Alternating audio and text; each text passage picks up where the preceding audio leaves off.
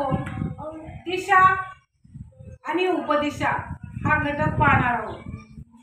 तर आपल्याला परीक्षेला याच्यावर वेगवेगळे प्रश्न विचारले जातात आणि त्या प्रश्नांमध्ये एक दिशा दिली जाते आणि त्या दिशेच्या उजवीकडे कोणती दिशा आहे, डावीकडे कोणती दिशा आहे, त्यावेळेस आपला गोंधळ उडतो आणि मग हा गोंधळ उडू नये म्हणून आपण या ठिकाणी तुम्हाला एक क्लुप्ती, एक ट्रिक सांगणार आहे आणि ती अशी आहे की एक वाक्य दिलेलं आहे, यामध्ये तुम्हाला दिशा दिलेल्या आहेत आणि त्या दिशा कोणत्या दिशेच्या उजव्या बाजूला, डाव्या बाजूला कोणती दिशा आहे हे याच्यावरून आपल्याला लक्षात येते। तर ते ते वाक्य असं आहे, अ द न प वा वाचतो कसा उ इ उ।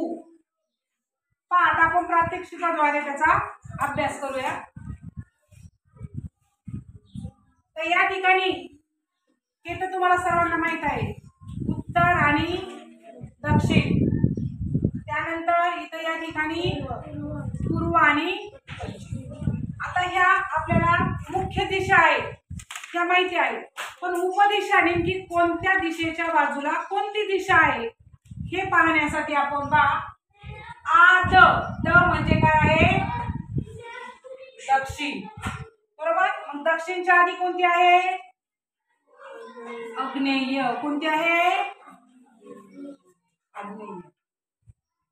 आधी आपण दिशा मांडून घेऊ कारण आपल्याला पहिल्या अक्षरावरून त्या दिशांची नावं लक्षात येतात। इथं न म्हणजे नैऋत्य, बरोबर। त्यानंतर आ द न प वा म्हणजे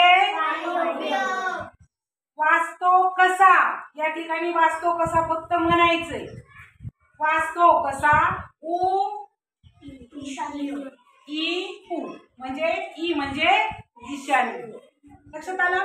म्हणजे या ठिकाणी ह्या काय आहेत, उपदिशा आहेत। काय आहेत, उपदिशा।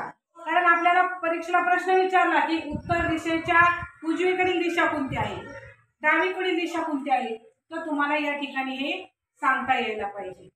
लक्षात आलं? या वाक्यावरून तुम्हाला दिशा आणि उपदिशा काढता येतात।